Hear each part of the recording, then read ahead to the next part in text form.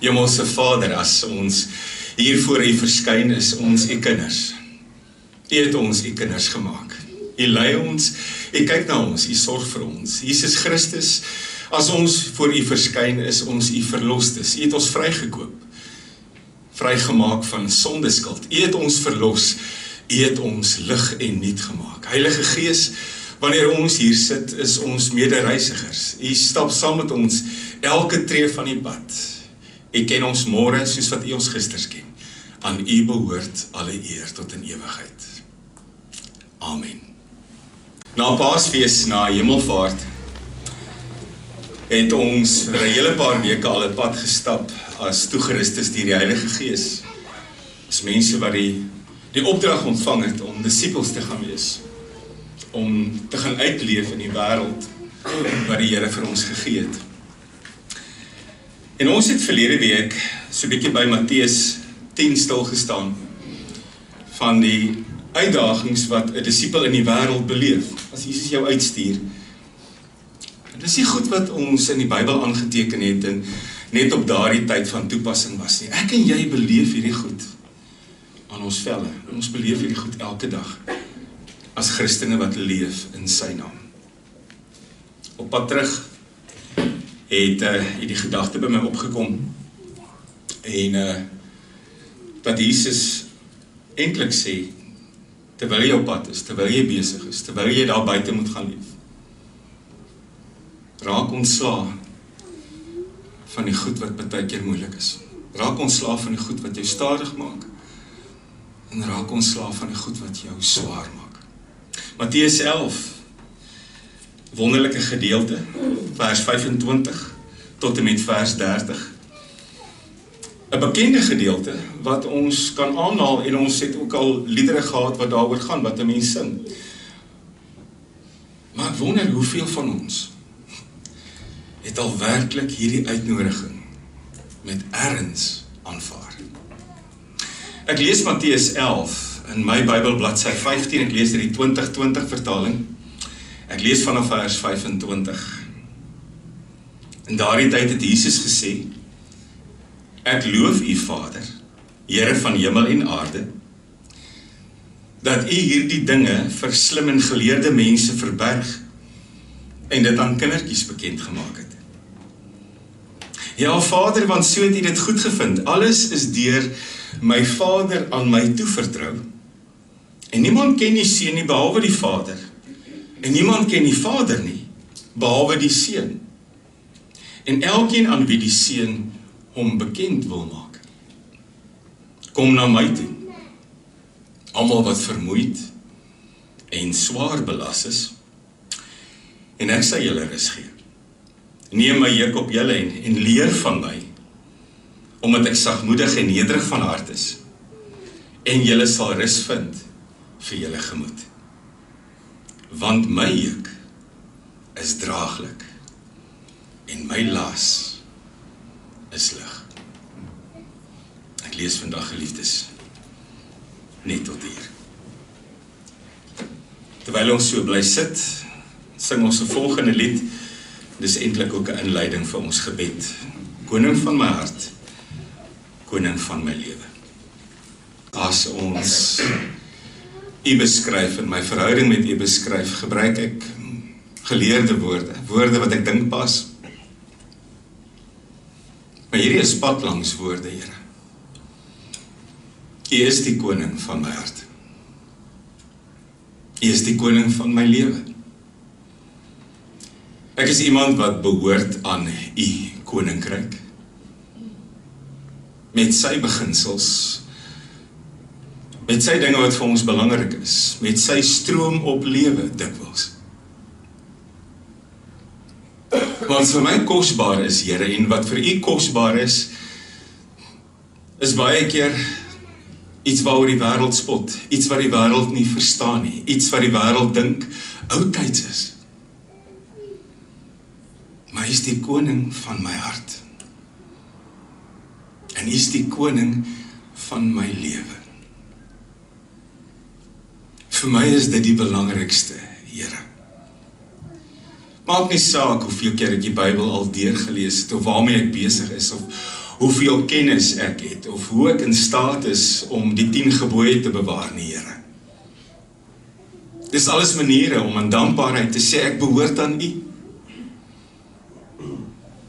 Maar U is die koning van my hart en U is die koning van my lewe. Dankie, Here, dat ek die voorreg het om as U eiendom te leef. Dankie vir U geduld met my. Dankie, Here, vir U besig wees met my. Dankie, Here, vir U vergifnis met my. Dankie, Here, vir U lankmoedigheid met my. Dankie, Here, dat U voortdurend besig is om in my te skaaf, om aan my te werk, om aan my te bytel, maak nie saak wat U doen nie. Dankie dat U deur die Heilige Gees besig is om elke dag aan my te vorm. Daar's 'n groot dankbaarheid in my hart, Here, oor alles wat ek het, oor alles wat U vir my gee, oor die mense wat my lewe deel, oor die voorreg wat ek het om U goedheid raak te sien, oor die geleenthede oor my pad, oor die gawes wat U vir my gee, Here, ek kan nie ophou praat nie. En ek weet ongelukkig, dink ek nie altyd so daaraan nie. Ongelukkig, Here, fokus ons baie keer op die negatiewe en die seer en die ongemaklike. Ek is nie net 'n vrygespreekte mens nie.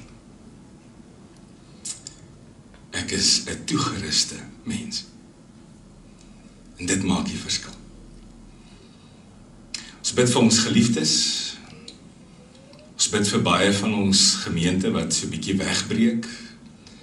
Dalk so 'n bietjie saam vakansie hou. Ons bid, Here, dat ook ons kinders en die onderwysers in ons gemeente ook 'n ruskans het om weer 'n bietjie spoed op te tel. Ons bid, Here, dat U met ons kinders is in hierdie tyd. Ons bid vir ons ouers. Dikwels is baie van ons in 'n posisie waar ons ouers ver is in ons geboorteland en nou ouer word of sieker word.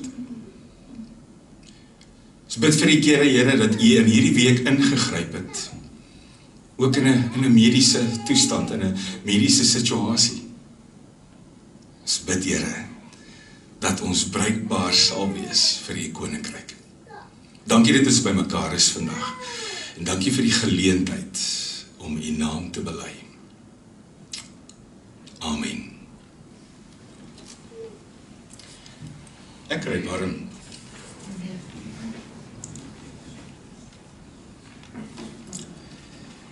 Vandag se erediens het begin by 'n sekere woord. Ek hou daarvan om die Griekse woorde na te speel en ek weet ek deel dit goed met julle partykeer en soms is dit seker frustrerend, dit is my lekker om hierdie goed met julle te deel. Daar's 'n sekere woord in die Bybel, in die Nuwe Testament. Die Griekse woord fortos. Fortos word net 2 keer gebruik. En dis Jesus wat die woord fortos gebruik. Nou, dis nie 'n nuwe woord wat hy geskep het nie. Dis nie 'n vreemde woord wat Jesus bymekaar gegooi het nie. Dis 'n woord wat hy bietjie uit konteks uitgehaal het en ek gaan dit nou vir jou verduidelik. So van vreemde woorde gepraat. Ek dink voordat Jesus gekom het, was verlossing ook net 'n stuk teoretiese woord. En genade was 'n stuk teorie. En agape liefde, onbegrensde liefde, was waarskynlik net 'n stukkie teorie. Maar toe kom Jesus. En jy sien hoe lyk verlossing, en jy sien hoe lyk genade, en jy ervaar agape liefde. Maar nou kom Jesus en hy gebruik die woord fortos. Nou, die woord fortos het jy gebruik net vir 'n dier. As jy 'n pak donkie oorlaai het, van daai prentjies wat jy sien het, die ding se oor so oor my kruis kyk, dis gefortos. As jy 'n swaar juk op 'n os se skof neersit, die ding is te swaar, dis fortos. As jy 'n kameel gelaai het, dikwels dat sy knie begin so heen en weer beweeg, dis gefortos. Jy het 'n dier oorlaai. Jy het nie die woord fortos vir 'n mens gebruik nie. Dit sou ongeskik wees. Dit is so goed as jy 'n vrou vir jou sê, jy moet winkel toe gaan, sy het nou alweer gebler. Dit gaan nie vir jou werk nie. Ek sê dit net. So jy het nie 'n mens gefortos nie. Jy het net 'n dier gefortos. 'n pak esel, 'n pak donkie, 'n os, maak nie saak wat 'n vrag moes dra nie. As hierdie ding oorlaai was, en hy kon eintlik nie meer aangaan nie, dan het jy gesê, hierdie dier is gefortos. Maar nou kom Jesus, en hy vat hierdie woord, en hy pas dit toe op mense. Hy doen alweer wat hy baie kere gedoen het en nie moet doen nie. Hy haal 'n woord uit die konteks uit en hy pas dit toe en hy trek aandag. Dis soos 'n skoot koue water in iemand se gesig.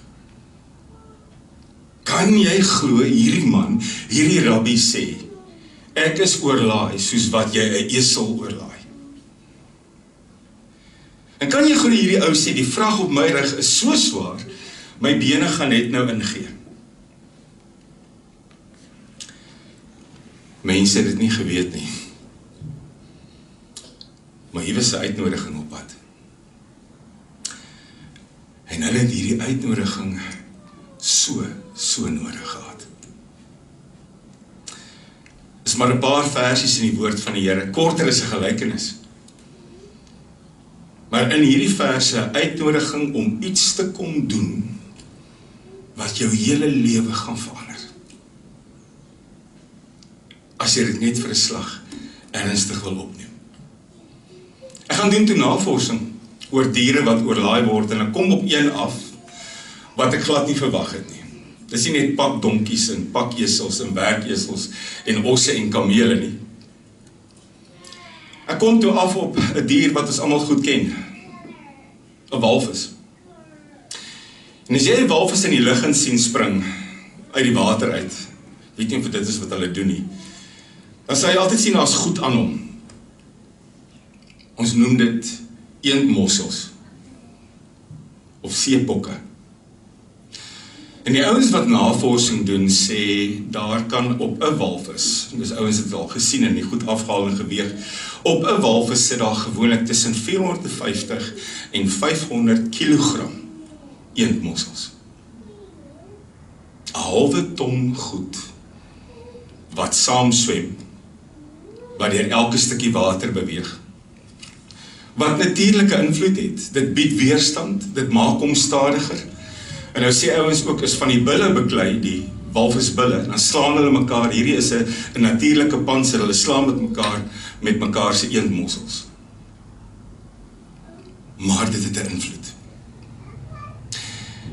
En ewe skielik kom ek toe nou agter, hierdie beeld is vir my nader aan ons, as wat ek vanmôre gaan sê, jy is soos 'n pakesel. Want 'n pakesel dra 'n vrag, en hy kom van punt A na punt B, en hulle kom by punt B, en hulle pak daai vrag af, en hopelik leer hulle 'n les en maak 'n ligter vrag. Maar ek en jy is soos daai walvisse wat nie van hierdie goed ontslaa raak nie. Jy gaan slaap met jou halfton eendmossels, en jy staan met hulle op. As jy gelukkig is, maak van hierdie goed jou deur die nag ook wakker, en die eerste gedagte is hierdie goed wat jy aandra, wat oor jou pad gekom het, wat jou swaar maak, wat jou stadig maak, wat jou dreineer, wat jou moeg maak. En nou sê Jesus, kom. Kom. Een ding wat seker is, baie van hierdie eendmossels, ek gaan kyk gerus die ding op as ons klaar is, die ding lyk soos 'n eend se bek, en dis hoe hy sy plankton kry. Baie van hierdie eendmossels is deur omstandighede, is deur uitdagings, is deur goed wat met jou gebeur het, maar die meeste van dit word maar deur ander mense veroorsaak, is dit nie? Baie van hierdie goed wat my swaar maak en stadig maak en eintlik voel as het my somtyds wil verbrug, is maar oor ander mense. Dit was iemand naby aan jou. Dikwels iemand vir wie jy baie lief is. En die eerste hoorders op hierdie stadium van Jesus se woorde was die Jode, die gewone Jode op straat. En hierdie ouens was stadig en moeisaam gemaak, eintlik deur reëls wat die Fariseërs en die Sadduseërs daar gesit het. Die Fariseërs en die Sadduseërs het daarop uitgegaan om wette en reëls te maak wat mense se lewens onnodiglik moeilik gemaak het. 'n Spul eendmossels wat hierdie mense se lewens regtig swaar gemaak het. Hoekom het die Fariseërs en die Sadduseërs dit gedoen? Want hulle het gedink hulle is godsdienstig superieur. Hulle het gedink hulle is meer heilig as ander mense. En die oomblik as jy dink jy is godsdienstig superieur en meer heilig as ander mense, is dit baie lekker en baie gemaklik om op ander mense neer te kyk. Wat het die Fariseërs gedoen en die Sadduseërs? Hulle het wette gehad en dan het hulle vir die gewone ouens gesê, ek sien, ek hou julle dop, julle kan hierdie goed nie nakom soos wat ons hulle nakom nie. Ek sien jy sukkel, ek sien jy het weer gefouteer, ek sien jy het nog 'n fout gemaak, ek sien jy het weer iets gedoen wat jy nie moes doen nie. Jy sien hierdie ouens het 'n kasboek gehad voor hulle, met 'n batekant en 'n lastekant. En die Fariseërs het vir hulle self gesê, jy kan jou eie redding bewerkstellig. Jy kan so 'n tipe lewe lei, dat jy jouself red. Solank jou bates meer is as jou laste, solank die goed wat jy doen, wat reg is, meer is, as die sondes wat jy pleeg, solank jy in 'n positiewe balans is dit reg met jou. Dis hoekom hulle Jesus verwerp het. Hulle het nie 'n Messias nodig gehad nie. Hulle het nie iemand nodig gehad wat gesê het, ek spreek jou vry nie. Hulle het nie iemand nodig gehad wat vir hulle gesê het, ek red jou nie, my genade is vir jou genoeg nie. Hulle het gedink, jy kan dit self reg doen en ons doen 'n goeie werk daarvan. Op 'n stadium beskryf Jesus hulle Matteus 6 en hy het gewoonlik baie keer het hy onder ons met hulle gehad. Beskryf hy hulle as mense wat in die sinagoges en op die straathoeke goeie goed doen sodat ander mense dit kan sien en baie hard bid sodat ander mense dit kan hoor. Ek wil vandag stype kry as iemand vir iemand anders iets goed doen en daar is altyd 'n kamera byderhand. Dis nie hoe dit moet wees nie. So hierdie groep mense, hierdie Fariseërs, hierdie Sadduseërs het gesê, ons kan naby aan God leef en ons kry dit reg nie, maar jy kry dit nie reg nie. En dan dra mense swaar. En nou kom Jesus en hy ontmasker die leuen. Want wat die Fariseërs en die Sadduseërs gesê het, het intussen waarheid geword vir soveel mense. Nou kom Jesus en sê, dit is nie so nie, hy ontmasker die leuen, hy ontknoop hierdie vasgeknoopte lewens. Want 'n kerk sonder Jesus is 'n dooie besigheid. En eintlik was dit wat die Fariseërs en die Sadduseërs was. Hoogheilig. Morsdood. 'n kerk sonder Jesus is 'n dooie spul. Gewoonlik as jy sonder Jesus opereer, een van twee goed gebeur. Of jy word hierdie dooie, vormlose ding met wette en reëls en regulasies waar mense kyk wie doen wat verkeerd. Of jy word 'n weeklikse skouspel waar ouens uit die lewe uitkom, lekker kerk hou, groot liggies, baie liggies, groot lokale. Agterna as alles verby is, net weer terugval in hulle gewone lewe. 'n Kerk sonder Jesus is 'n dooie spul mense. Daarom sê Jesus, ek sien julle. Ek sien jy dra partykeer swaar. Ek sien nie partykeer goed wat oor jou pad kom, wat onnodig is. Ek sien nie goed wat jou wakker hou in die aand, waarvoor ek al lank al gesterf het. Ek sien nie goed wat jou bang maak, bekommerd maak, angstig maak, wat onnodig is. Fariseërs en die Sadduseërs het die wet van God gevat en klomp nuwe wette gemaak, 614 van hulle. Hulle het die Torah gevat wat God gegee het, 'n wet om vir jou te sê hoe moet jy leef, en het hom uitgebou tot die Mishnah, 614, 6 hoofies. Wat jy kan doen, wat jy nie kan doen nie. Wat jy mag eet, wat jy nie mag eet nie. Hoe jy moet staan, hoe jy nie moet staan nie. Waar jy mag loop, waar jy nie mag loop nie. Met wie jy mag praat, met wie jy nie mag praat nie. 'n Klomp reëls. En dan die rabbies altyd gesê, as jy hierdie wet nakom, vergeet God se wet, as jy hierdie Mishnah nakom, is dit 'n juk wat jy op jou vat. Vat die juk van die wet.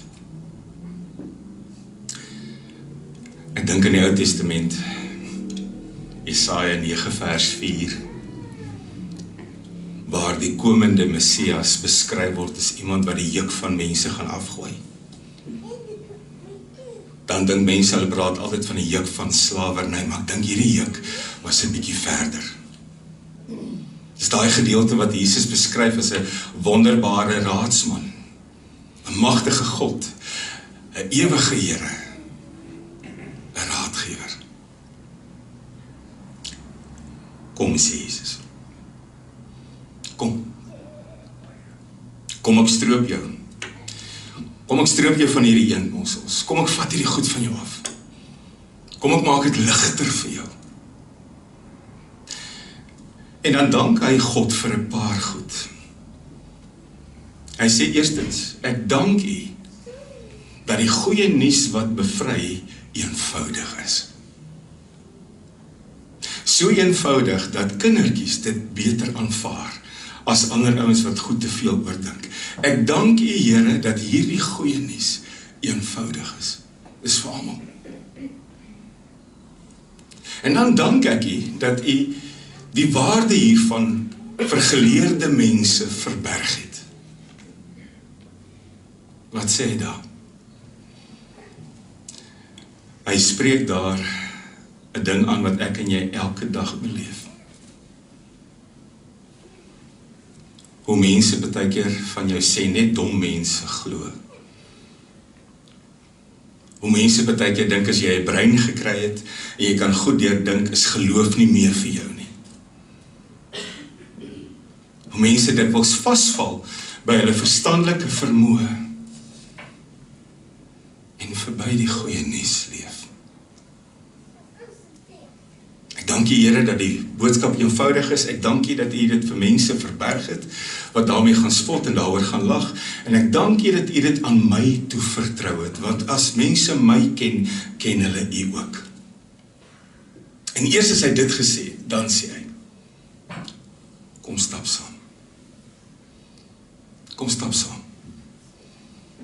Jy vol eendmossels, jy vol seepokke, jy wat moeg en oorlaai, jy wat vermoeid en swaar belas is. Kom. Jy ken hierdie teksgedeelte. Ek ken hierdie teksgedeelte. Wanneer gaan ons dit ernstig opneem? Wanneer gaan ons dit hoor en doen? Wanneer gaan ek nou uiteindelik 'n spul goed vat, wat my stadig en swaar maak? Wanneer gaan ek stil word en kyk wat my regtig pla? Wanneer gaan ek eerlik wees oor die goed wat my geestelik en emosioneel en sommer oor die algemeen uitput? Ek hoor al hoe meer mense sê, ons is moeg. Ek is moeg. Ek hoor dit as ek by mense kom. Ek hoor dit by myself in die oggend as ek opstaan. Of in die aand as ek gaan slaap. Soms so deur die dag. Ek is moeg. En as jou hart eers 'n hawe word vir die gedagte, dan gaan daai ding altyd daar bly ronddobber. Dis 'n feit. Om ons is 'n wêreld wat sy tol eis. Om ons is daar mense wat dit baie keer vir jou moeiliker maak. En dit kan baie maklik wees om te fokus op dit wat my moeg maak, of klaar maak, of dreineer, of ontstel. Toets dit 'n bietjie. As jy altyd fokus op dit wat jou moeg maak, as jy altyd fokus op dit wat negatief is, as jy altyd as jy jou mond oopmaak geneig is om te kla, as jy altyd besig is om onvergenoegd te wees of ingeloop te voel, word dit die bloudruk van jou lewe. Is dit hoe jy later lyk? Hoeveel goed dra ek onnodig saam met my? En hoeveel goed plak jou lewe so toe, dat het onmoontlik is om die Here se vrede en liefde en dankbaarheid en vreugde in jou lewe te sien? Wat maak jou moeg? Paar goed, ek sluit amper af. Dit kan jou eie brein wees wat jou moeg maak, jou eie kundigheid, jou bekwaamheid, jou verstandelike vermoë. Want ewe skielik word hierdie goeie nuus van Jesus te eenvoudig. Dit kan jou ontevredenheid, ondankbaarheid wees. Want niks is ooit goed genoeg nie. Dit kan jou skuld wees, letterlik finansiëel wat jy aangegaan het om by te bly, of skuld oor iets wat lankal vergewe is deur die Here wat jy nog aan saamdra. Dit kan jou onvergewensgesindheid wees wat skuldmossels is. Eendmossels wat jou toemaak. Doen 'n bietjie moeite en kyk wat maak jou swaar. Ek praat met baie mense. Ek weet baie keer wat mense swaar maak en stadig en moeg. Ek kan luister, maar ek kan dit nie verander nie. Net een kan. En hy sê, kom, bring jou wortels, bring hierdie goed wat jou oorlaai, bring hierdie goed wat jou moeg maak, bring het. Moet niks terughou nie, sodat jy anders kan kyk na die wêreld hier buite. Dis die Here wat sien dat ons onnodig swaar dra. En daarom sê hy, kom na my toe. Nou wil ek vir jou sê, net Jesus kan dit sê. Nie een van ons is genoeg toegerus, andersins, om dit te kan sê nie. Hoe hard ek ook al wil sê, kom na my toe, ek sal hierdie goed wegvat. Ek kan nie. Ek is nie toegerus nie. Ek het nie die vermoë nie. Ek kan luister. Maar net een kan dit wegvat. Dis 'n oop uitnodiging. Kom almal. Kom elkeen. Elkeen wat moeg en oorlaai is. Jy kan vandag hier uitstap. En jy kan dit weer eens sien as een van daai mooi verse. Of jy kan gaan sit en regtig deel. Amen.